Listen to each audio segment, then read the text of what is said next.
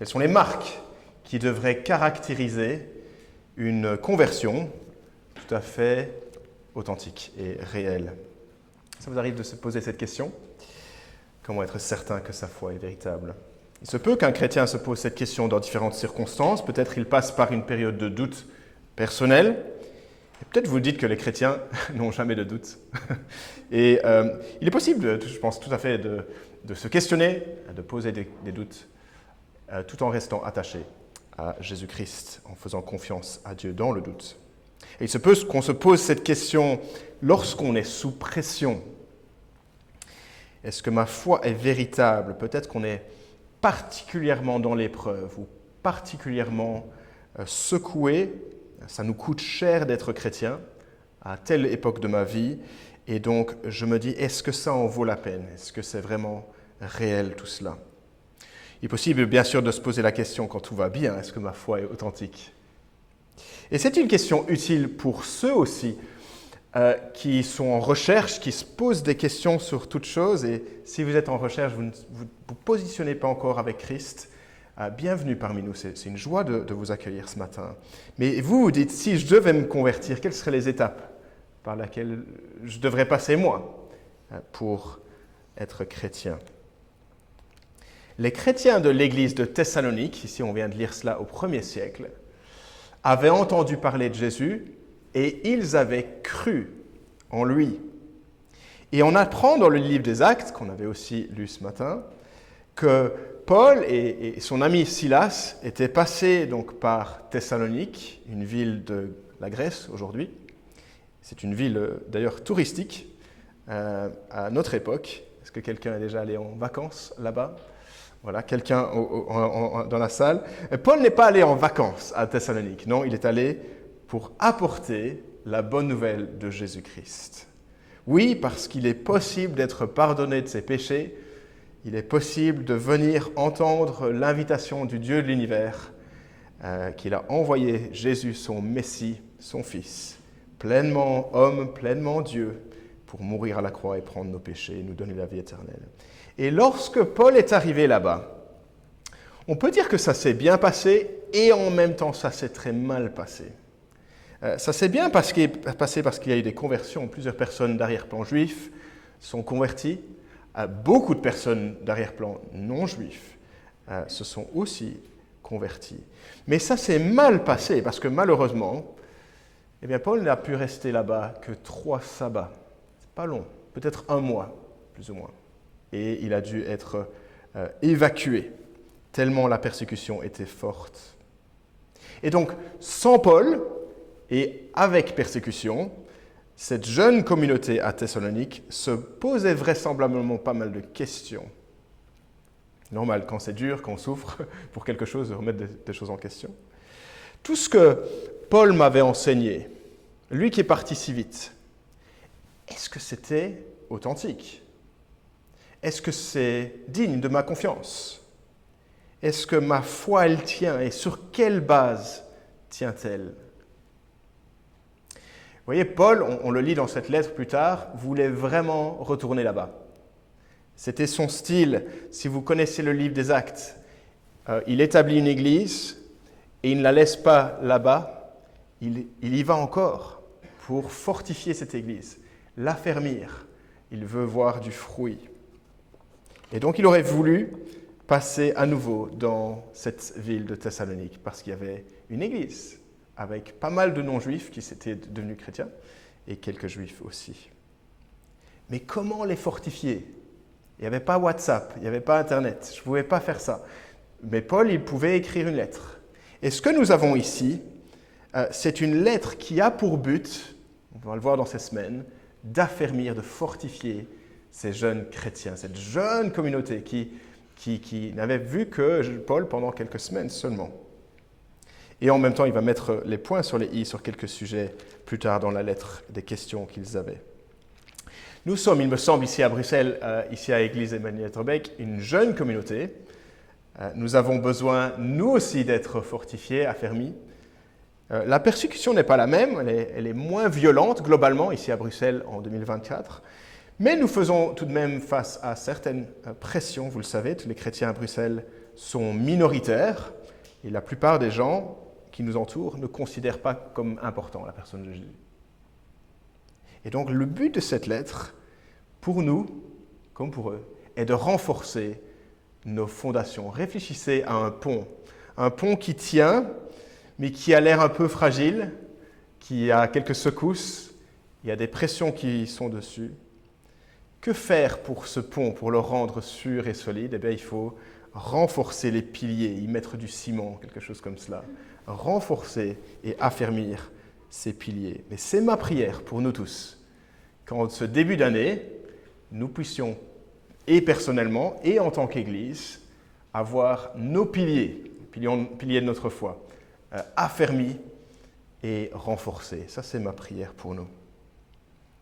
Et quand l'apôtre Paul repense à cette Église, il a le sourire. Je me demande si vous avez remarqué ça dans la lecture. Il est dans la reconnaissance. Verset 2, nous disons constamment à Dieu toute notre reconnaissance pour vous tous. Il est tellement reconnaissant pour eux. Et toute cette première moitié de la lettre, jusqu'au chapitre 4, début du chapitre 4, tourne autour du sujet de la reconnaissance. Pour ceux qui veulent connaître un peu de structure dans la lettre, chapitre 1, verset 2, et il y a un miroir au chapitre 2, verset 13, il dit exactement la même chose. Nous disons sans cesse à Dieu toute notre reconnaissance. Il est utile de savoir cela parce que, en fait, les versets, les petits numéros de versets, les numéros de chapitres, ça a été ajouté beaucoup plus tardivement, au XIIIe siècle apparemment. Et donc, dans l'original, c'est un bloc de matière. Et donc, comment s'y trouver ? Eh bien, Paul ponctue sa matière avec des structures, des choses qu'il répète. Et chapitre 1, verset 2, ça c'est un merci Seigneur pour eux. Et chapitre 2, verset 13, c'est la seconde section de cette première moitié de la lettre. Donc Paul commence avec de la reconnaissance. Et il leur dit, en bref, de manière sommaire, votre foi est authentique. Parce que je vois 3 choses. Et ça va être 3 points ce matin. Si vous avez la feuille, le petit feuillet, vous allez pouvoir suivre. Je suis rassuré, vous pouvez être rassuré, parce que vous avez 3 éléments qui me prouvent que votre foi, elle est solide, elle est authentique avec ces 3 choses. Premier point, je sais parce que Dieu est à l'œuvre, versets 1 à 4. Nous voyons dans ces premiers versets 1 à 4, à quel point la conversion de ces chrétiens est une œuvre de Dieu. Verset 1, de la part de Paul, Sylvain et Timothée à l'église des Thessaloniciens, qui est en Dieu le Père. L'église des Thessaloniciens qui est en Dieu, qui appartient à Dieu, qui est sa possession. C'est à lui. Chapitre 1, verset 2, nous disons constamment « À Dieu notre reconnaissance ». À qui faudrait-il être reconnaissant ? À Dieu. C'est lui qui a fait l'œuvre. C'est lui qu'il faut remercier. Et chapitre 1, verset 4, nous savons, frères et sœurs, aimés de Dieu, Dieu vous a choisis. Paul est en train de dire, Dieu a été à l'œuvre. Dieu a été à l'œuvre. Dieu a eu compassion de vous. Dieu a initié les choses. Dieu s'est révélé. Dieu a choisi de le faire. Dieu a établi cette église à Thessalonique. C'est Dieu qui la gardera, comme il l'a toujours fait. Dieu reste aux commandes. Dieu est Dieu du début à la fin. Et si c'est une œuvre de Dieu, c'est important parce que ce n'est pas une simple œuvre humaine. Ce n'est pas simplement un effort humain. Alors certes, les Thessaloniciens ont fait preuve de foi, dans le verset 3, d'amour fraternel et d'espérance. Ils regardaient à Jésus-Christ. Mais même là, lorsqu'on voit dans une église quelconque, foi, amour, espérance, ça provient au début de Dieu. C'est Dieu qui a œuvré. C'est Dieu qui a commencé la chose. C'est Dieu qu'on devrait remercier. Je pense, avant de poursuivre plus loin avec ce deuxième point, on peut marquer un coup d'arrêt ici. La foi en Jésus, l'amour sincère dans une église, le fait de vivre non pas pour ici-bas et les choses que je pourrais avoir, mais plutôt pour le royaume de Jésus à venir, tout cela est une œuvre surnaturelle de Dieu. Surnaturelle de Dieu. La foi de Jeroen, la foi d'Élodie, la foi de Livius, c'est Dieu qui a œuvré. Ah ouais, c'était Dieu. Et si ces qualités sont présentes, c'est Dieu qui doit être remercié. Ne pensons jamais qu'il s'agit de notre foi à nous, comme si c'était quelque chose qui avait été amorcé de notre part, d'une initiative qui dépend des hommes. L'église d'Etterbeek n'est pas l'église de ses responsables, n'est pas l'église de ses membres non plus en fait, mais l'église de Dieu. C'est à Dieu qu'appartient l'église. C'est Dieu qui œuvre. C'est la première marque d'une foi authentique, Dieu à l'œuvre. Et donc je te pose la question, est-ce que tu as placé ta foi en Jésus-Christ ? Est-ce que tu as abandonné cette idée répandue, tout à fait folle, de placer ta confiance en toi-même, en tes propres voies différemment parce que tu es à Jésus et qu'ils sont aussi à Jésus ? Est-ce que tu ne vis pas pour ce monde-ci, pour l'argent et le bonheur que ce monde pourrait encore te procurer, parce que tu as placé ta foi en Jésus et tu as la vie éternelle avec lui? Alors tout cela, c'est Dieu qui l'a amené. C'est Dieu qui œuvre. C'est Dieu qui œuvre. Rendons gloire à Dieu. Et Dieu a été à l'œuvre, mais comment a-t-il œuvré ? Ça nous amène au deuxième point, versets 5 à 6. Dieu a œuvré par le message de l'Évangile. Par le message de l'Évangile, versets 5 et 6. On se laisse là dans la lecture de Actes 17, on l'avait lu, que lorsque Paul arrive à Thessalonique, il passe du temps d'abord dans la synagogue, et il prêcha en démontrant que le Messie devait souffrir et ressusciter. Ce Messie que je vous annonce, disait-il, c'est celui qui est le Messie.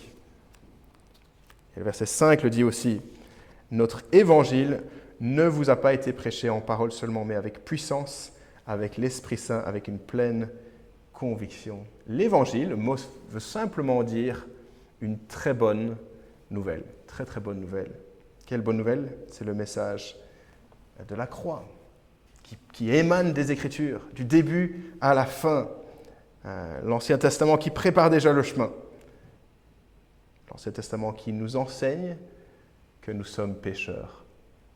Oui, Dieu met en place son alliance avec le peuple d'Israël, et Dieu pourvoit, et Dieu les sauve de l'esclavage, et Dieu leur dit, suivez-moi, et il entre en relation avec eux, mais ils ont un cœur endurci, chronique, le problème du péché. Ils désobéissent à ses commandements.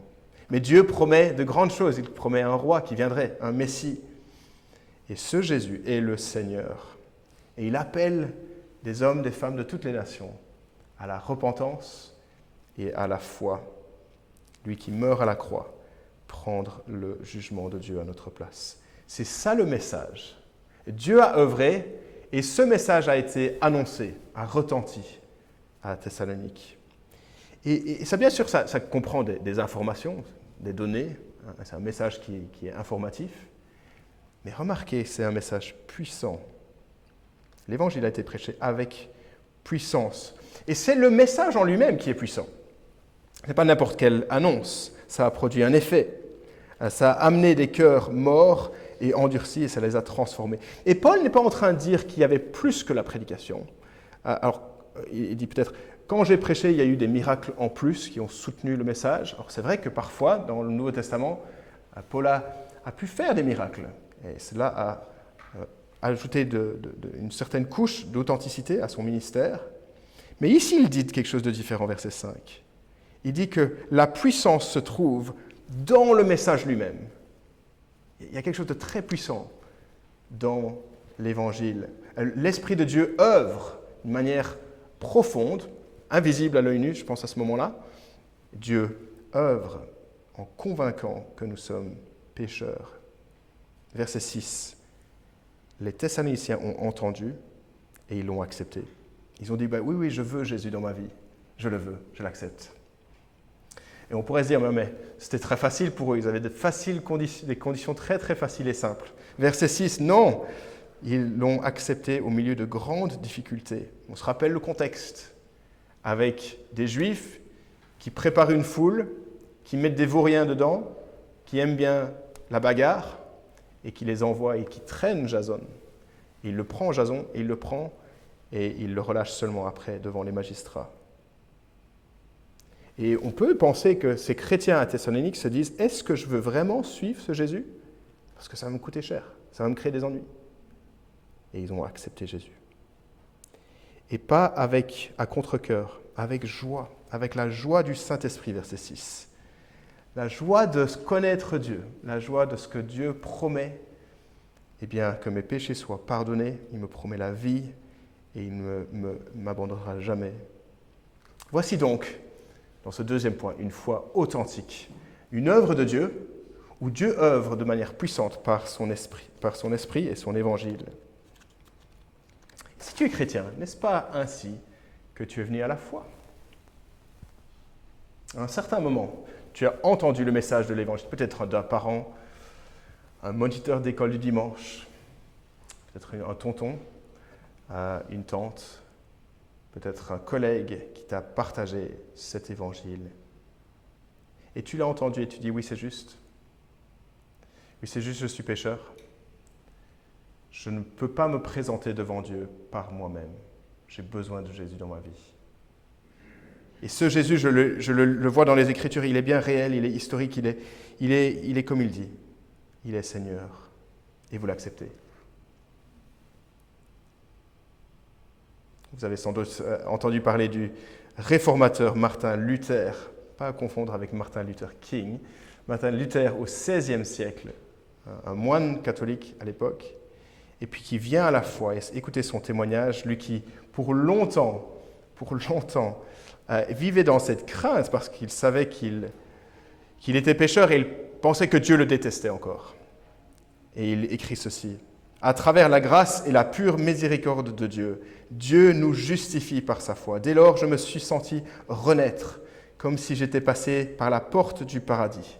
Toutes les Écritures revêtaient un nouveau sens pour moi. Les passages où la justice de Dieu me remplissait auparavant de haine devenaient maintenant pour moi inexprimablement doux et faisaient monter en moi un plus grand amour. Vous voyez l'impact chez Martin Luther. Il entend, il pensait que Dieu le détestait et il comprend l'amour de Dieu pour les pécheurs. Est-ce que nous nous attendons à un effet puissant lorsque l'Évangile est prêché? Que l'Esprit de Dieu œuvre et convainque du péché. Oh, on peut s'attendre, les amis, à ce qu'il y ait des grandes choses lorsque l'Évangile est proclamé. De manière officielle, dans l'Église, lorsque vous ouvrez la Bible un à un avec un ami, lorsque nous nous réunissons en semaine autour de la Bible, à nous, les amis, de continuer à voir dans cet Évangile un message puissant qui œuvre, qui change, qui transforme nos vies et la vie des autres. C'est par son évangile que Dieu œuvre et c'est cet évangile qui est puissant. Une foi authentique, c'est Dieu qui œuvre.